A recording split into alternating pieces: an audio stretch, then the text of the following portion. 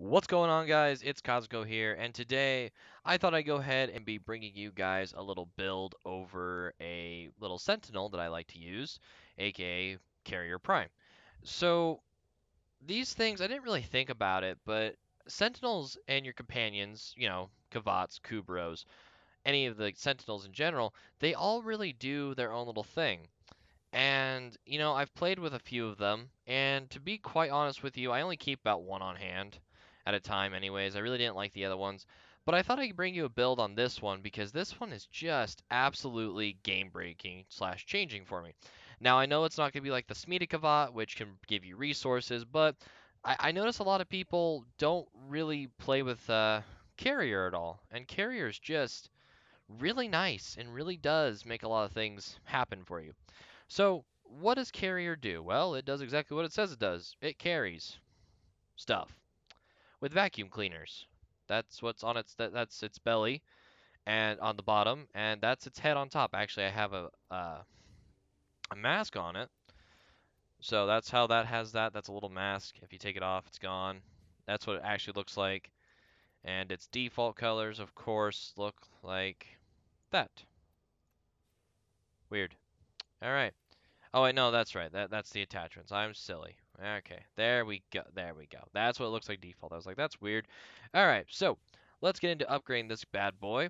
Now, the first thing you're going to notice is all my little Sentinel skill slots have been moved to the top and moved in this way.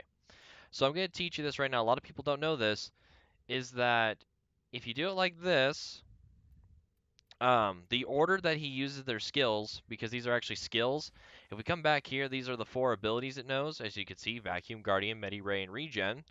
Oops, I don't want to go there. Upgrade. And then what it does is it follows what it'll do is it does its skills in the order that you put these. Now, a few of these skills, such as Animal Instinct and Sanctuary, do not matter where you put them, or Regen, but it's okay to have them wherever at the end because Sanctuary will always proc every time you revive an ally. Animal Instinct is a passive that always runs, and Regen will give it a second life. And the more you max this one out, the more health it gets. So let's go ahead and move down the line. We'll start with the augments, of course. Vacuum, this is its bread and butter. This makes it so it sucks up loot. It's a vacuum cleaner. Pretty awesome, really great.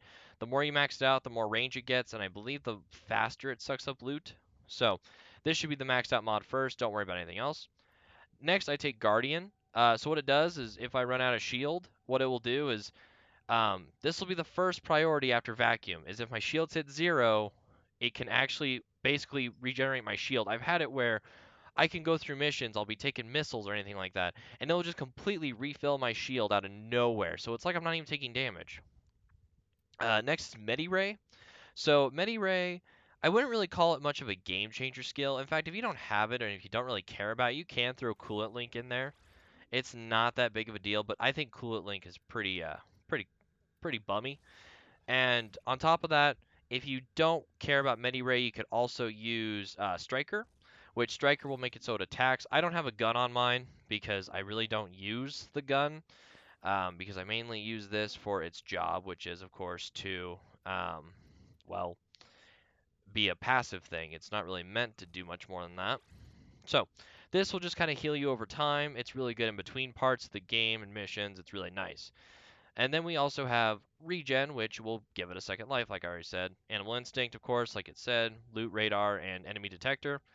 And then we'll talk about Sanctuary. So this one is a really nice mod. This thing so far is great for sorties, especially if somebody falls down and I'm playing Rhino and let's say I have this up and I've got Iron Skin on. Even if this goes down, it's going to save my Iron Skin a lot more. It's really great, able to revive people in sorties. It's super awesome, super helpful. Now, for the mods I take Enhanced Vitality. Obviously, these can be maxed out. I've got just enough forma, so it's all going to get maxed out at the end. But for right now, they're not. But his main stat is health, and that's fine. He's got actually plenty of armor. Even without it, he's got 150, which isn't that much, but it's nice to still have that metal fiber in there for more, protection. So, in the order that I would max these, of course, Enhanced Vitality, Metal Fiber, Calculated Redirection, and then Accelerated Deflection, which this is already maxed in the first place. Um, One thing to note about Sanctuary is Sanctuary shields are actually modified by calculated redirection. So, because this is 200%, it actually makes the shield for Sanctuary 200% more, which is really great. So basically, every time you put a point in one of these two, you're making the Sanctuary shield stronger every time. So, kind of a nice thing to put down. This doesn't really affect Sanctuary. That's why I was testing it. It doesn't do anything. I thought maybe it would. So if you notice, I have 4 forma in here, and that's to replace one of the V polarities with a D and throw in 3 Ds and a dash. And the reason we do this is because we need to be able to fit in that animal instinct, and we want to be able to fit in our vitality, our metal fiber, and our calculated redirection. And again, this, if you're using it to shoot, which I highly don't recommend, but you can always throw in a fired up mod, which will increase its damage by actually quite a bit, significantly. Because as you can see, this makes it so that way.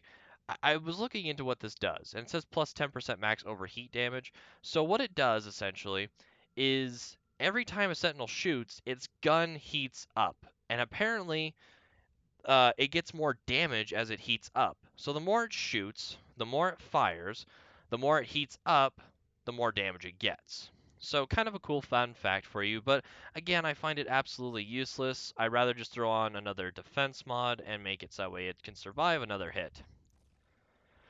And that pretty much wraps up this build. I mean, there's really not a whole lot more we could talk about. Again, like I said, I don't use the weapon on it, but here is the Sweeper Prime. Um, really not anything too. I think if I had to, as you can tell, I did put a potato on it, but I don't really find much of a point in playing with it, mainly because I use a lot of shotguns. I started using shotguns, and so these actually don't share mods with the other weapons. I mean, I'm sorry, other way around. These share the mods with the weapons, so you can't actually, like, since this is my maxed out health chamber that's on here, if I try to equip my shotgun, which I'm going to show you, and it's going to say this, cannot apply the loadout to my Sancti Tigris and Sweeper Prime are both using the same Toxic Barrage mod. Auto resolve, cancel. We're going to go ahead and we're going to put this back on, and we're good to go just fine. No issues. So, that's why I don't run Sweeper Prime. On top of that, we're not here to draw aggro, so I feel like the more that it doesn't have, the better off it's going to be. And again, this thing is going to help you out. So no more annoying pickup of loot. You don't have to worry about it. Really nice. If you have just the regular carrier, I'd use it. It doesn't matter. It's good. That's the point of these things. They just make it so life is a little bit easier on you and a little more fun. So, hope you guys enjoyed the video. This is Kazuko, signing out.